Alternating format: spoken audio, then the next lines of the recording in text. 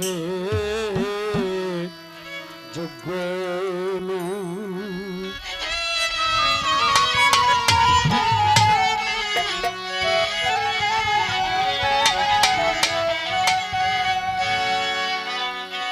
মোর দশা কি এমন মোর দশা কি এমন চরণে দাসে যোগ্য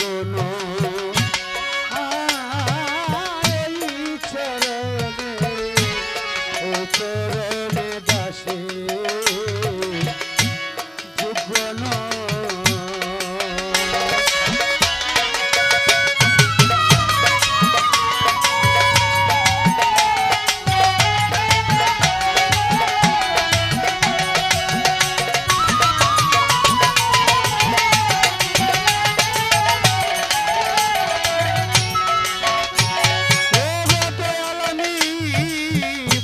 জানিলে আমি জানিলে দাসী হতে চাই চরণে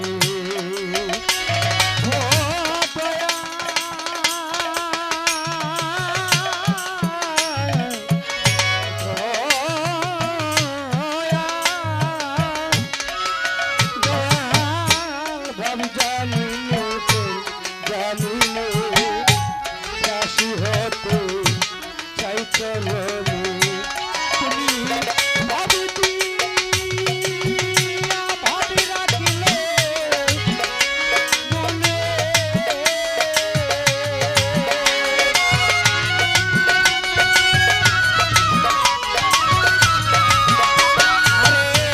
ভাবি দিয়া ভাবি রাখিলে মনে সেই সেরা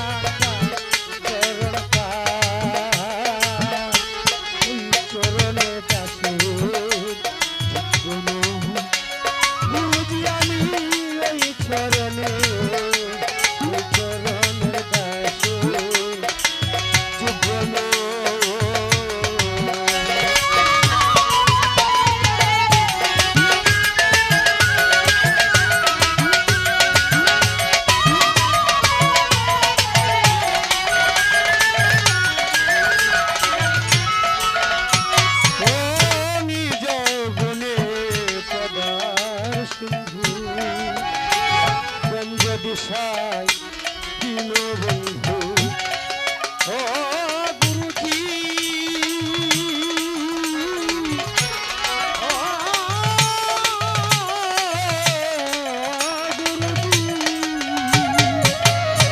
গুরুজি নিজ গুণে প্রচার সিন্ধু গঞ্জ দিশায় দিল বন্ধু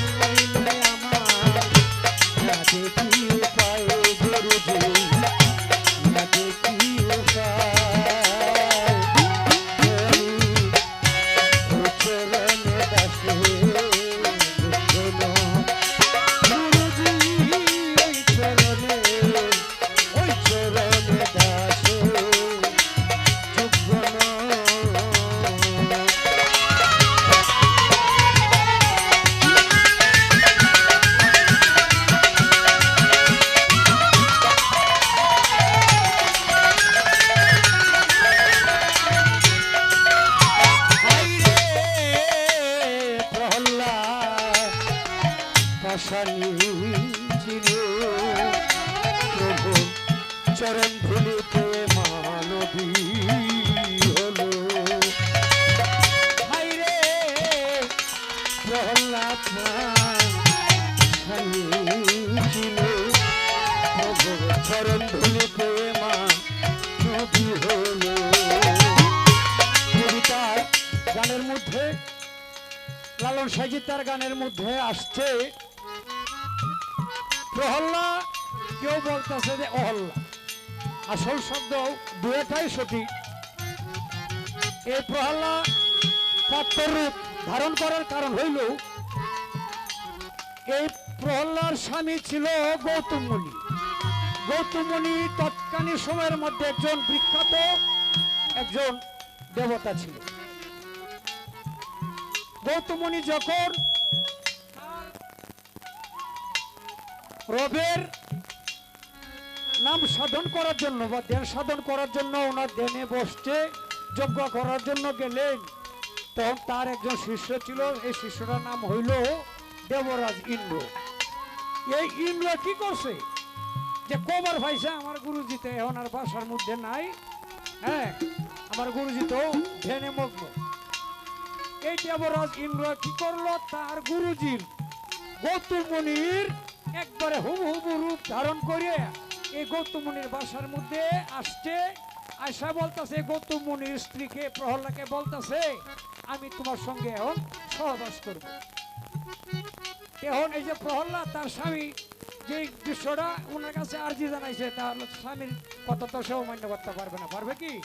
অমান্য করতে পারবে না, কারণ স্বামীর কথা অমান্য করা এটা বেয়াদবি। কারণ স্বামীর কথা অমান্য করতে পারবে না বিদায় তখন এসে রাজি হয়েছে। এই দেবরাজ ইন্দ্র কি করছে, এই প্রহ্লাদের সঙ্গে কুকাজে লিপ্ত হয়েছে।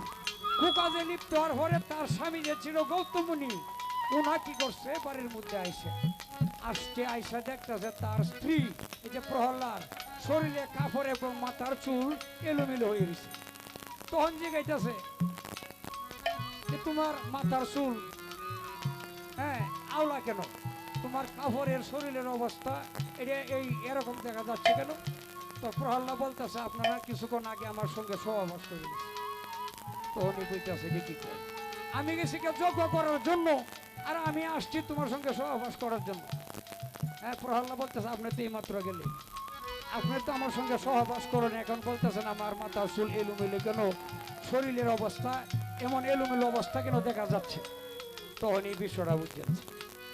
ওরা ছিল সাধক মানুষ, ওনা কি করছে গেছে দেনে ধ্যান করে দেখতেছে তার শিষ্য ছিল দেবরাজ ইন্দ্র। ইন্দ্র কি করছে, তার গুরু গৌতম মুনির রূপ ধারণ করে এই গৌতম মুনির স্ত্রী প্রহ্লাদ সর্বনাশ করছে। সর্বনাশ করার পরে দেবরাজ ইন্দ্রকে অভিশাপ দিল গৌতম মুনি তার শরীরের মধ্যে যতটা লুম্বা আছে ততটা লুম্বায় যেন তার শরীর দেয়া জুনি হয়ে যায়। সঙ্গে সঙ্গে দেবরাজ ইন্দ্র সারাটা শরীর জুনির রূপ ধারণ করছে। আর প্রহ্লাদকে অভিশাপ দিছে যে আজ থেকে তুই পাত্র রূপ ধারণ করে থাকবি, কারণ এই আমার শিষ্যর সঙ্গে ব্যবহার করার জন্য। তো অনেক কান্দাউড়ি করতেছে, কারণ আগে যারা দেব ছিল দেব দেবতা ছিল তারা কিন্তু অভিশাপ দিলে আর অভিশাপ কিন্তু উড়াই দিতে পারছে না, অভিশাপ দিলছে। এরপরে কান্দাউড়ি যখন করতেছে প্রহ্লাদ, তখন এই গৌতম মুনি বলতেছে তুমি মুক্তি পাইবা ত্রেতা যুগে যখন এই রাস্তা দিয়ে রাম হেঁটে যাবে, এই রামের পদধূলি যখন এই পাথরের মধ্যে লাগবে, লাগার পরে তুমি ত্রেতা যুগে মুক্তি হইবে, আবার মানব কুলে আসবে। ও ত্রেতা যুগ হইল 1 নম্বর 2 নম্বর 3 নম্বর অনেক লক্ষ লক্ষ বছর পরে। তখন আবার কান্দাউড়ি করতেছে, কান্দাউড়ি করার পরে তাদের দেবতার একটা সিস্টেম ছিল, এই 1 নম্বরে হরে কি আসছে 2 নম্বর, এই 2 নম্বরের জায়গার মধ্যে তাদের ক্ষমতার কারণে 3 নম্বর আয়সা আইনে বসেছে। এই যে সত্য ত্রেতা, তুমি ত্রেতা যুগে মুক্তি হইবা, 1-এর পরে 3 আসছে, এই কারণে আসছে 1-এর পরে 3। এ প্রহ্লাদকে মুক্তি দেওয়ার জন্য এই যখন এই রাম ত্রেতা যুগে রাস্তা দিয়ে হাঁটে যাবে, রাস্তার হাঁটে যাওয়ার পরে রামের পদধূলি তার পাথরের শরীরের মধ্যে রাখবে, লাগার পরে এই প্রহ্লাদ মানুষ রূপে আবার ধারণ করবে। এই ছিল আমার গুরুজির প্রশ্ন, আমি আমার সাধ্য অনুসারে চেষ্টা করার জবাব দেওয়ার চেষ্টা করেছি। সকলকে ধন্যবাদ।